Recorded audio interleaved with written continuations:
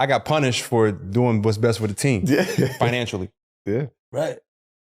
That's crazy. Because it's like, what is going through your mind, bro, as a player? Like, both of y'all. Like, at that point in time? At that point in time, it's like, yo, all right, bro, like, are you thinking like, yo, I made enough? Once you do it, it's over.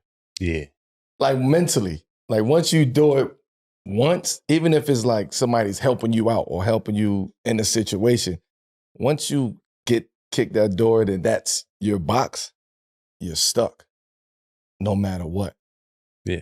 Because now we getting you for pennies on a dollar now. Right? We looking at you in this box. We ain't looking at you as Carmelo Anthony. We looking at you as Melo. You're not one of these guys. You're one of these guys. You're that, but we're looking at you in this box. So therefore, if you don't fit in this box, you ain't gonna, you know. And then they package it as he's doing what's best for the team. Yeah. He's a team guy, great locker room guy. Great guy. Everything's Mentor. great. Hell no. But then as soon as free agency hit, Yeah, thank you. your value's not what it was. We see you as here.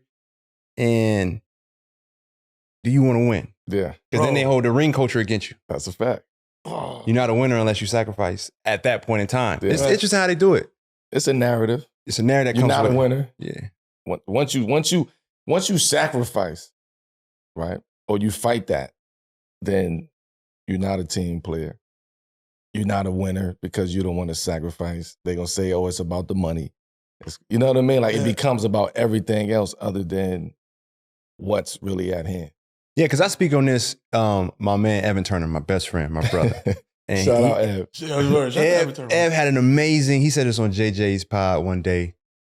He was like, when your teammates know how valuable you are, because you make their jobs easier. And I think he's the only player in NBA history to have back-to-back triple-doubles off the bench. Yeah. Yo. Ever. Yo. It's like 80 years in the league, man. Right? This is 78 years. Yeah. Come on. And then he's like, all right, I do what's best for the team. Or he sat in Philly and they were like, he went to the GM's office and was like, yo, can you just trade me? Like, why would y'all pick me at number 2? Right. And y'all told me y'all was handing me the team.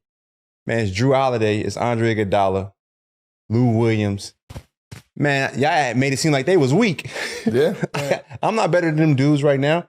Let me go somewhere where I can develop. GM said to him, we don't trade good players. Oof. And so now he gets put in the box as a bust. Joel. He get put in the bust. He gets labeled as a bust before he can even prove what he can do. Right. Just because he was put in the wrong situation. Then he goes to Indiana. He new to the team. He get a month to really try to figure himself out. Mm-hmm. And it's him and Lance Stevenson. Lance got equity with the team. Got to figure that out. Then he go to Boston and go crazy. Kills it in Boston. Gets a big deal in Portland. Helps them get to the conference finals against us. Beats Denver in Game 7. Yep. If anybody go back and watch that game, Yep. I'm texting him during the game like, Evan Turner, you just won your team Game 7 in the NBA playoffs. That don't happen. Mm-hmm. Like, that's very rare. Then the Portland situation goes to Atlanta. They tell him, man, we're just going to go with the young guys. And I've seen that happen in my NBA career where I had four guys come out of a meeting with the coach, like, coach just let us know the GM said, we're going to go with these guys. They ain't going to play. 2 of them in their contract years. NBA career over. Mm-hmm. And so you're trying to do what's right for the team, but it's only 450 slots. Mm. And we always talk about it. It's a lot of guys who should be in the league that ain't. And it's a lot of guys in the league that shouldn't be. Mm-hmm. And it could be situational sometimes. It's crazy. It's what song was that? It's a Michael Jordan on every block. Yeah. Because of what you just said, right, with the situations, and Evan Turner's situation was crazy. I mean, we know it. We all know it. You know, internally we know that situation. Some guys get dealt a shitty hand throughout their career. Mm-hmm. Some guys adapt, gotta adjust all the time. Some guys are journeymen. They chasing teams. They go from team to team to team. That's just different lanes and different people. in the NBA.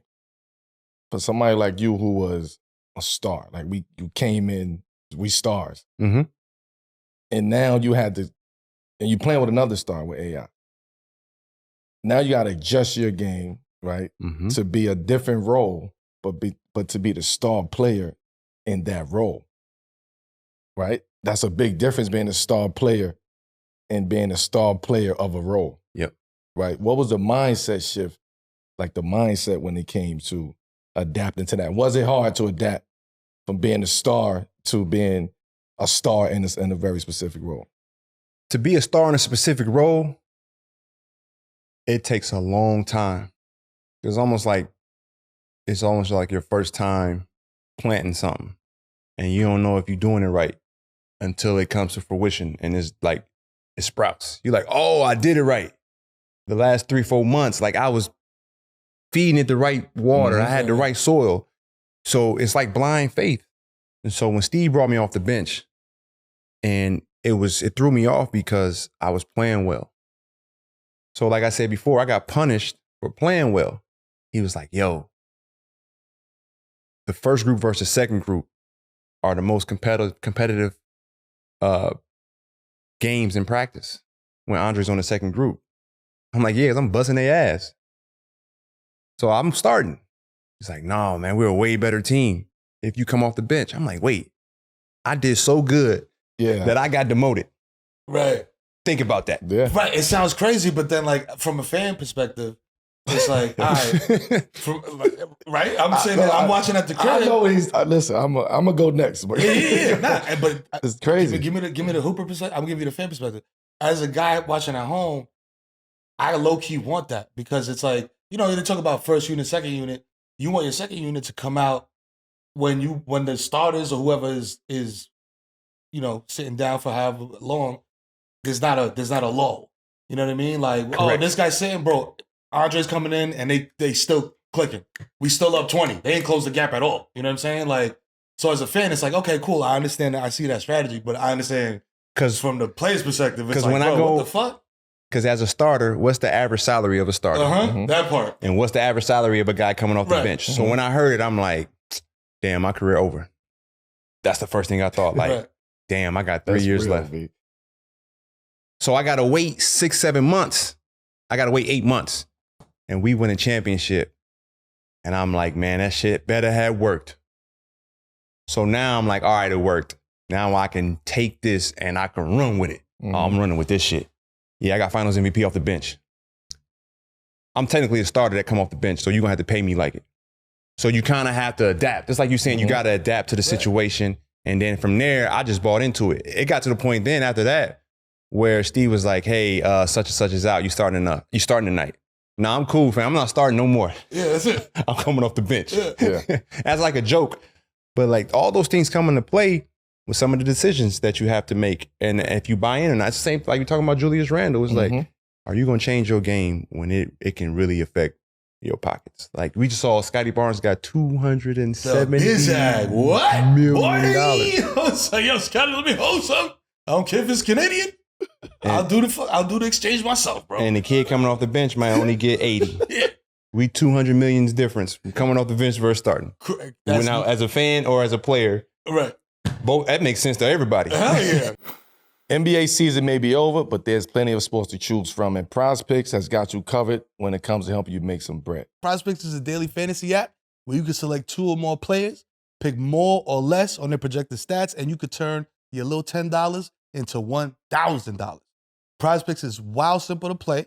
I can make my picks and submit my entry in less than 60 seconds, B. So be sure to visit prizepicks.com/7pm and use promo code 7pm for a deposit match up to $100. In the meantime, stay locked in at 7 p.m. in Brooklyn.